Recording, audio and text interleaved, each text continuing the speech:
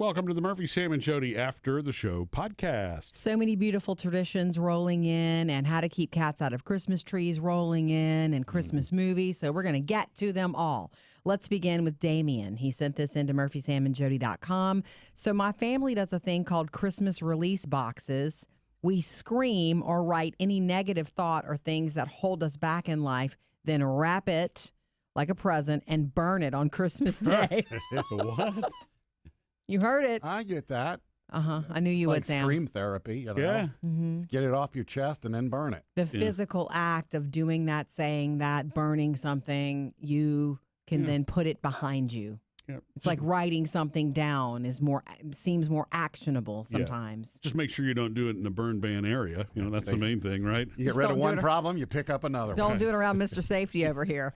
Okay, Vicky sent this in also to our email. You said you had never had butterbeer, so take a trip to Cracker Barrel. In their bottled drinks area of the store, they have one called butterscotch beer. It is not exact, but very close to butterbeer, and it's very sweet, almost like liquid butterscotch candy. Ooh.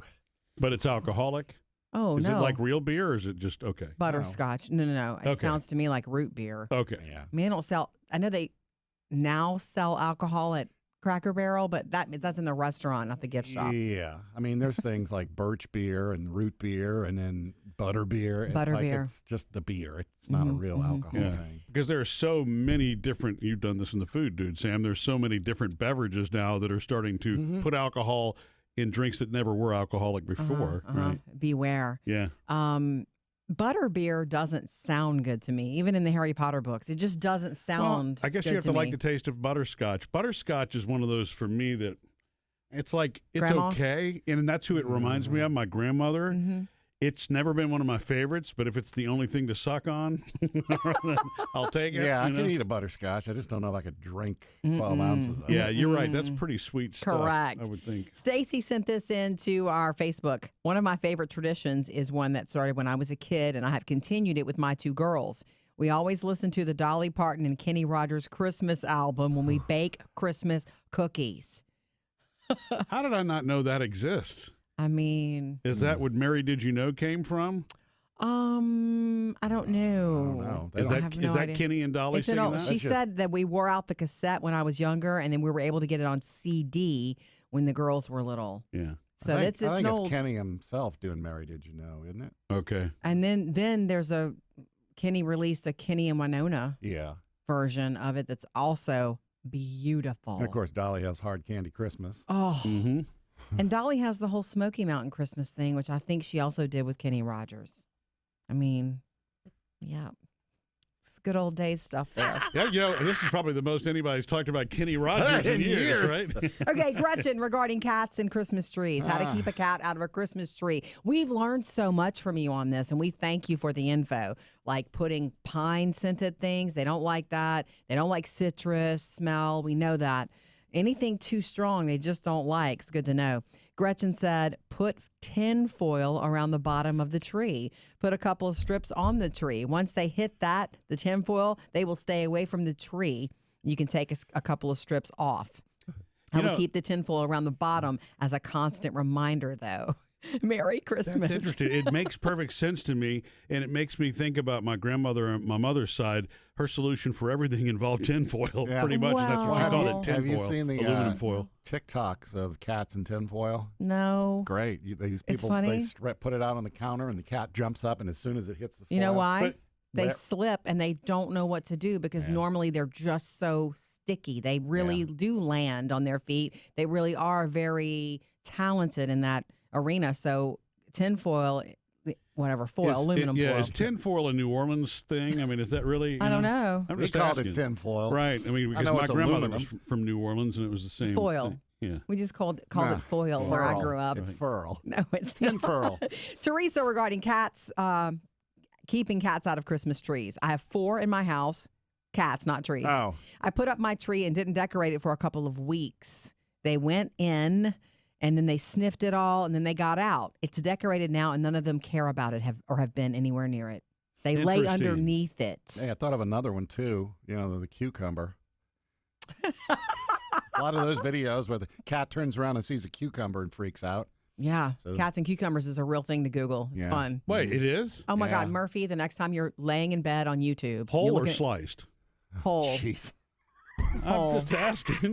With a bowl of ranch on the side. Yeah, that scares them. If you're just next time you're on YouTube playing Yeah. around, type in cats and cucumbers.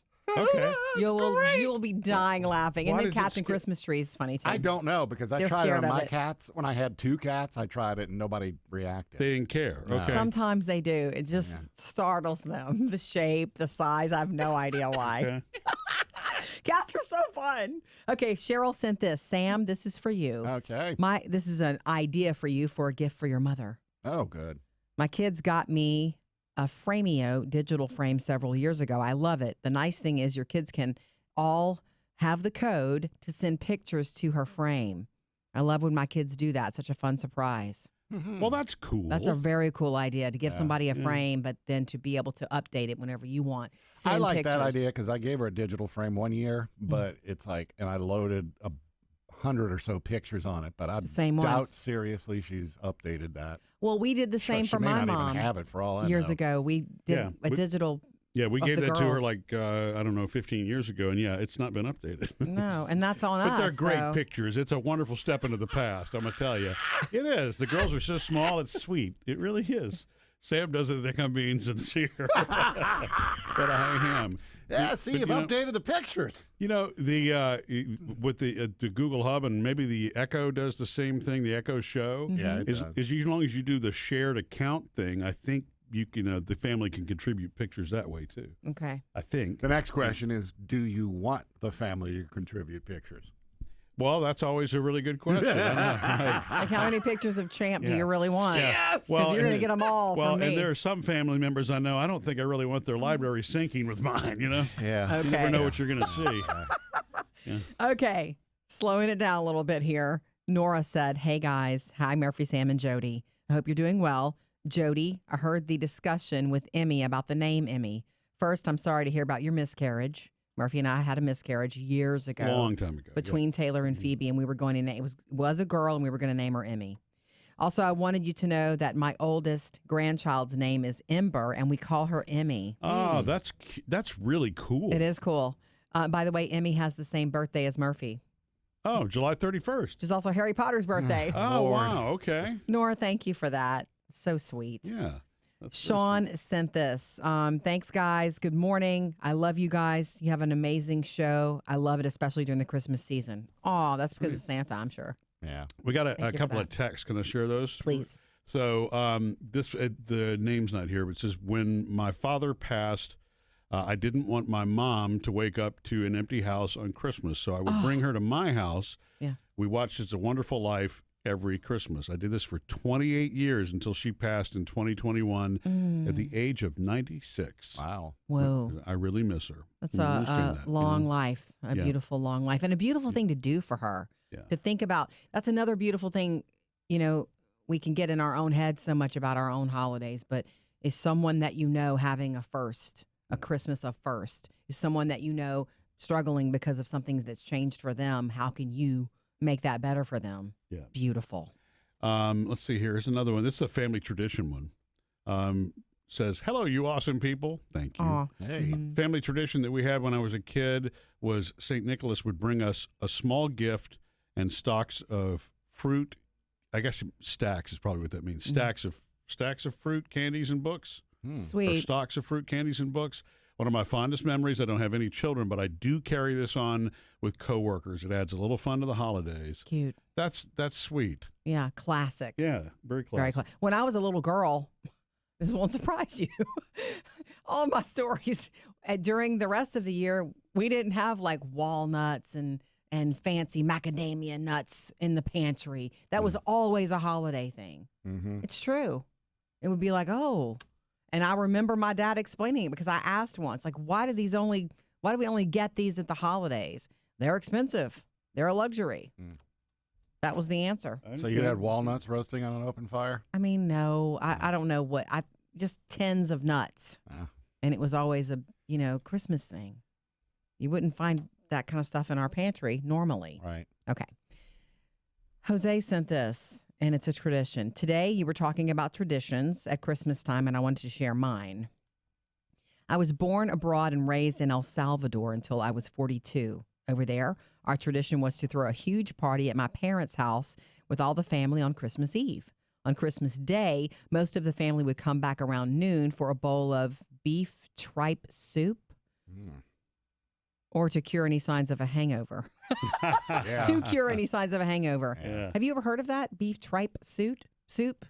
Well, tripe is like a stomach thing, like from a pig or a cow or something. For a bowl of beef tripe soup or cure any signs of a hangover, Well, yeah. LOL. In Latin countries, the celebrations are very lively with lots of music, dancing, food, and drinks. Yeah. My oldest daughter was born in 1989 on Christmas Day, which made our Christmas tradition even more special. Once I bought my own home, we still celebrated Christmas Eve at my parents' place, eating something light and spending time together. Later, we would finish the night at our home. The next day, we always returned to my parents' house to open gifts under the tree and, of course, eat the soup. When we moved to the U.S., I continued the tradition and even learned how to make the soup myself. It was delicious, but for the first time I made it, I followed the recipe exactly and ended up with a lot of leftovers, which means he made way too much for like this huge crowd over there. We froze it in containers and ate it for about 4 weekends. Ha ha ha. Oh, wow. These days, I prefer to buy the soup from a good place because with today's rising grocery prices, it's actually cheaper than making it ourselves. Yeah. No Fairly kidding. common Easier too. That's my contribution to the topic today about family traditions. Wishing you all a wonderful Christmas season with your loved ones and sending blessings for the new year ahead. Warm regards, Jose. Thank you, Jose. That's We beautiful. appreciate that. Yeah. Yep. Here's a movie share, Jody. This one, Aloha and Milikalikimaka from Kauai. Hi. This is a listener in Kauai. Says, my favorite Christmas movie, at least I think it qualifies since there's a Christmas scene in it, is The Ultimate Gift. Have you heard of that one? I don't think so. No. It says, I absolutely love this movie and can't even tell you how many times I've seen it or had others watch it. It'll make you laugh, cry, every other emotion too. It's such a good story with a lot of teaching moments and life lessons. So if Nice. you've never seen it, then you need to add it to your watch Oh, list. James Garner's in it. Abigail Breslin. Oh, Oh. nice. Now we know what happens to James Garner in Oh, movies. wait. Okay. And Abigail Breslin That's is a little sweetheart of a That's a about child an actor, right? unlikely friendship. Yeah. Oh, I can see it now. Okay. Jody's working for the Hallmark See, that's the Channel. problem. You know, James Garner went from being Jim Rockford to being in every movie that makes me cry. It's just, The Notebook. He was good. But anyway, The Ultimate Gift does sound like a really sweet, heartwarming Christmas movie. It's from Check it out. 2006. Okay. All This right. is- Thank you for that. That was a text message. And an email from Katie. Hi, Murphy, Sam, and Jody. I've been a longtime fan of your show. I want to thank you for spreading joy with each episode you create. I wanted to leave a note regarding Christmas movies. My favorite is A Christmas Story. Gosh, it sounds like I'm about to write a theme about a Red Ryder BB gun. I know, Jody, you mentioned it doesn't resonate with you. I feel like a lot of people are either Christmas Story or Christmas Vacation people. Yeah, that's true. The reason I like A Christmas Story is because of a tradition my dad started. We watch A Christmas Story every Christmas Eve together as a family. To me, it doesn't feel like Christmas until you watch this movie. The reason my dad loves it so much is because it reminds him of his childhood growing up in the late 40s, in the 40s and 50s. He was born in 1952. I assume, though he has not stated this directly, that it reminds him of growing up with grandma and grandpa. And the movie helps him to remember and feel closer to them at this time of the year. Yeah. I like it because it gives me a glimpse into his childhood. And it also reminds me of my grandparents. It's a nostalgic feeling. It also reminds you of a simpler time when people slowed down to enjoy each phase of the season. Other Christmas movie notables are White Christmas. My fiance and I love this movie. Home Alone. Jody, I hope you and Murphy and the girls watch Home Alone this year, as you said. Yeah, we said that we haven't. We don't know if the girls have ever seen it. I don't think so. Yeah. And the Santa Claus. Note, my best friend named her son Charlie after this film, and she loves it. That's the Tim Allen movie.